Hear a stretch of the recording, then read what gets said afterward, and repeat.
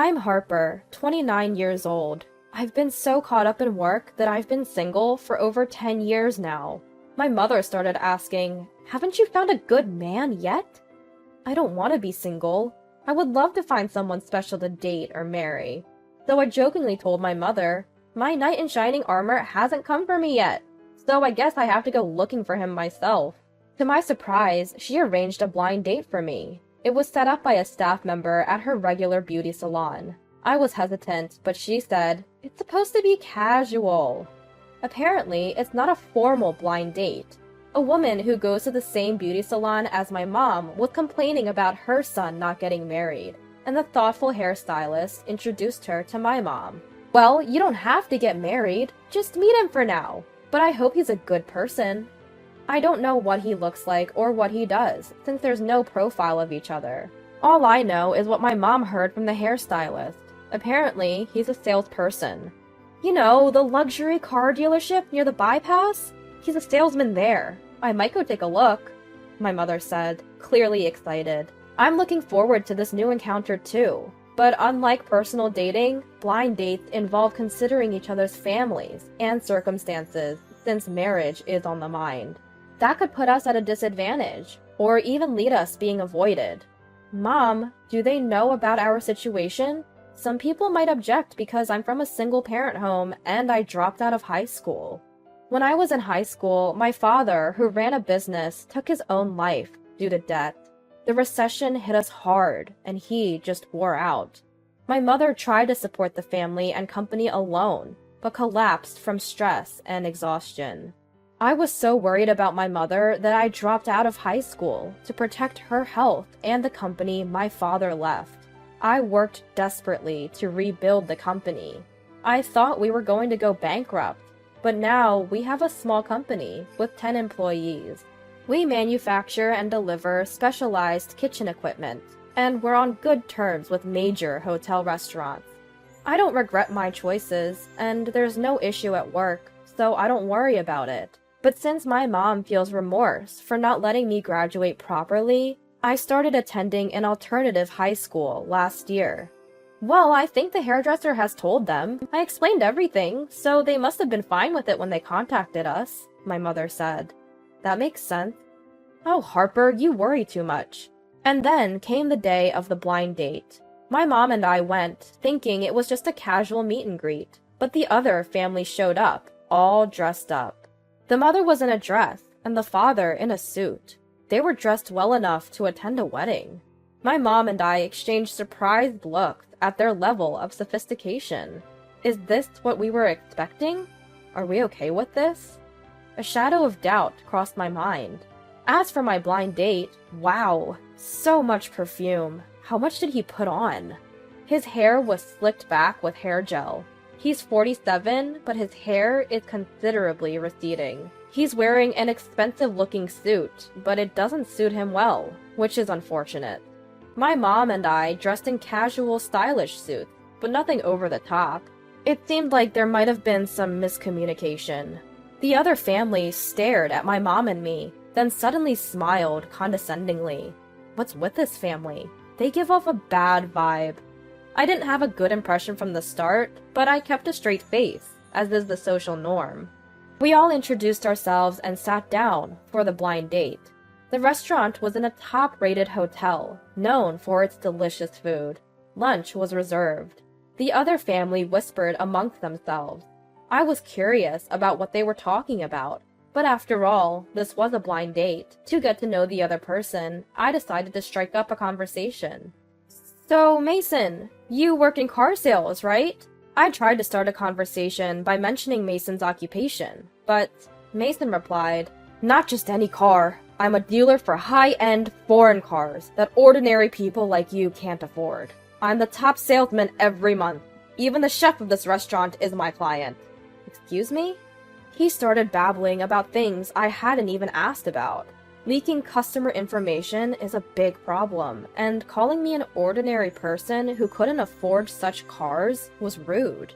Mason continued, "Harper, your looks are... well, they pass, but you have no common sense. You didn't even wear a dress to a blind date. And your future mother-in-law didn't wear one either. You must be poor people who don't even own a dress? No! We were told it was a casual dining experience. Not something you say to a blind date, especially a first-time meeting. I'm puzzled by these strange rules, like wearing a dress is common sense. We were told it was a casual get-together, without profiles or a matchmaker. My mom and I were dumbfounded that Mason's parents didn't admonish his words. Unaware of our reaction, Mason continued talking. If you want to marry me, you'll have to always wear makeup and look beautiful. You'll have to wake up earlier than me, do the household chores, and go to bed later. And then, he rattled off absurd conditions. At this point, there probably aren't any women left who would want to marry him. It's certainly impossible for me. Excuse me? Not knowing where to start, Mason's mother asked, "Excuse me, but where is your father? Is he not here today?" I was surprised inside. Didn't she get the message? It's just my mother. When I answered, Mason's mother exclaimed, "Oh my, a single-parent family?"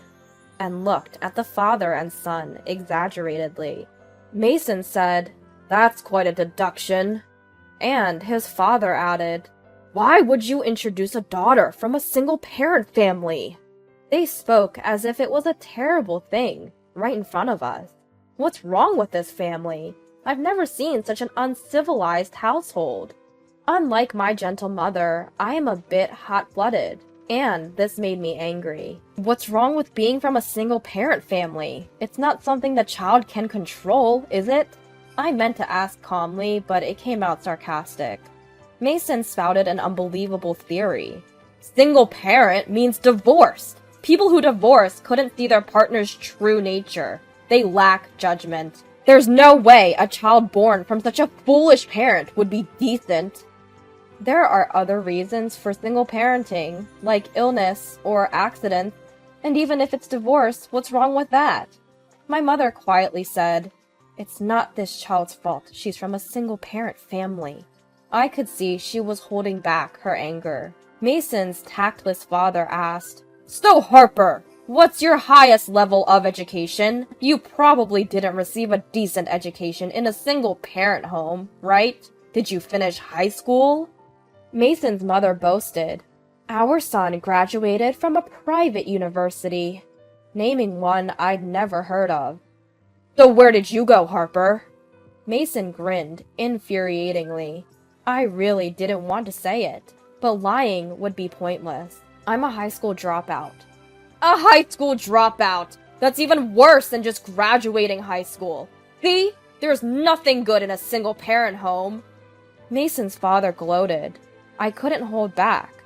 We had our reason. What's the big deal? Is it such a problem that I'm a high school dropout or that we're a single-parent family? Even if you went to a great university, I think we're much better than people who are rude to strangers they just met. I don't want anything more to do with this family. People with low education get angry easily. Being a high school dropout and from a single-parent family means you're at the bottom of society. It's natural to be looked down upon. I would be too ashamed to live. Mason's father taunted. Oh, absolutely! Mason and his father laughed uproariously, though I had no idea what was so funny. My mother and I have never lived shamefully. When Mason's father stopped laughing, he said, "Really? We came here for an arranged marriage, and a single-parent family with a high school dropout won't do. Go home. You're wasting our time. I never want to see you two again." He waved us away, as if shooing stray dogs. Did he really have to go that far? I've never been ashamed of my choices, but to be looked down upon so directly? Maybe that's why it never happened before. Mason, being Mason, said, "Harper sure has a pretty face, but to be my wife, she needs to be strictly trained by my mom. Being a high school dropout with only one parent, she's probably lacking common sense." No way. Impossible.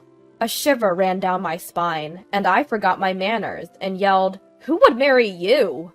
At that moment, my mother quietly placed the bag she had set aside on her lap and took out a business card from her wallet. She called someone on her smartphone.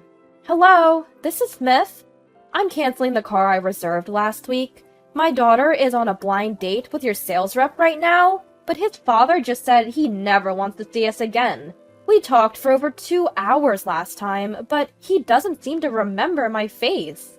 The catchphrase on your business card says, 'Heartful service is our motto.' But it seems that looking down and insulting others is his idea of heartful.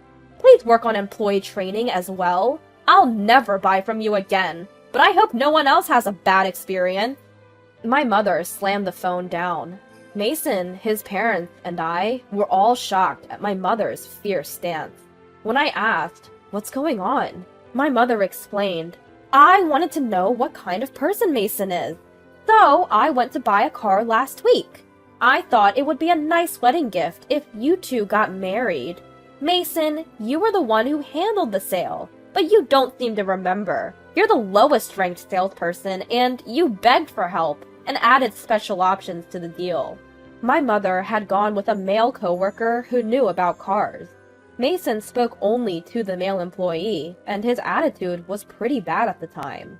He ignored my mother so blatantly that the male employee got angry and wanted to leave without buying. Then Mason cried, "I've been told I'll be fired if I anger another customer!" and apologized almost to the point of bowing down. When my mother and the male employee reluctantly returned to the negotiation, Mason tearfully refused to discount the price and added special options, making the final price more than double. The male employee kept whispering, "This is way too expensive. It's definitely better to buy from another store." And my mother reserved the car, but went home. "I thought I'd buy it as a celebration if you married, in case you liked Mason. It would be troublesome if the groom became unemployed, but since we're never meeting again, we can't buy the car. I have to cancel." My mother explained calmly. Mason's mother explained the situation calmly, and Mason finally remembered. "Oh, that time," he said, turning pale. Mason's parents were also tense at the unbelievable situation.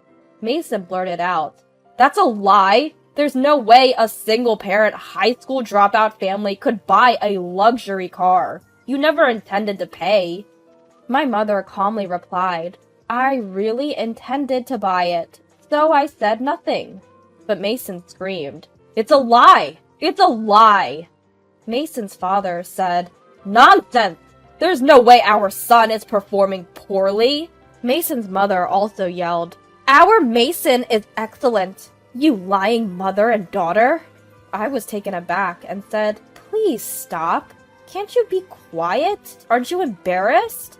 Trying not to disturb the other guests, I attempted to quiet down the Mason family. Just then, the chef of this restaurant arrived. "Mr. Smith is not like that. I've been listening to you talk down to people and shouting since a while ago. Who do you think you are?" he said. Actually, the chef is a valued customer of our company. We've been selling machines for creating trendy smoked dishes for several years now. Our machines are unparalleled, with the ability to adjust the amount of smoke and smoking time in a compact space. They're selling like hotcakes. We're a company known to chefs all over the world. The chef then clearly declared, "I don't want to deal with a dealer who has such a terrible salesman that looks down on people and easily leaks information about single parents and high school dropouts." And the surrounding customers burst into applause. I found myself applauding too, and couldn't help but laugh. Not just my mother, but the chef and the other guests were on my side. It felt empowering to know that I had so many allies. I decided to speak my mind to Mason. "Mr. Mason, even though I'm a single parent and a high school dropout, I haven't lived my life in shame. I can't imagine marrying someone who looks down on others at first sight. So there must be no connection between us this time. Goodbye, forever." Once again, my words were met with warm applause from those around me. Mason couldn't reply directly to me. Instead, he whined to his mother, "I'll get yelled at by the boss. I'll become jobless. Mom, please say something." I heard him crying to his mother. It was disgusting, and he deserved it. Mason had been warned that he was on the brink of being fired, and with that personality, it seemed likely he'd have many troubles. His parents looked as though they had been humiliated, their faces twisted in disgust. Served them right. To add insult to injury, the chef told them, "You don't need to come to our restaurant again. Please leave." And the Mason family left without a word, looking dejected. As an apology for the disturbance, the chef served coffee to all the customers in the restaurant and treated us to a special dessert. Though it was an unbelievable blind date, it turned out to be a day when I was touched by the kindness of others.